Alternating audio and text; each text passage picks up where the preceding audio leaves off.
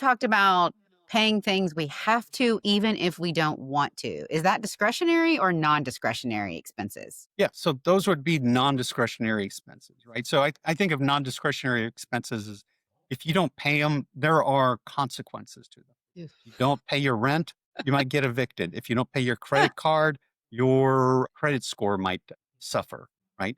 And so those are non-discretionary because no matter what happens, even if you want to tighten your belt, you have to pay for those. So if every action has an equal and opposite reaction, we just talked about non-discretionary. What about discretionary funds? Yeah. So discretionary are the things that you have more control over and that you can choose from.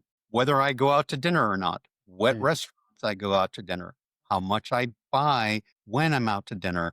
Do I do the appetizer? Do I do the extra dessert at the end? Are all discretionary costs that can you can dial up or dial down. And so those are moment to moment decisions that are it's up to your discretion. Jill thinks that makes discretionary spending sound like all fun, right? So do I go on the vacation? Do I get the dessert?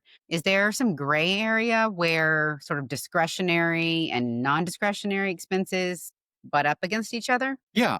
Um, so paying your credit card is a good example, right? There is a minimum payment that you owe the credit card company every month. That amount is non-discretionary. You don't pay that, that hurts your credit score. Mhm. But you can also choose to add more to your debt payment so that you can pay down your debts faster.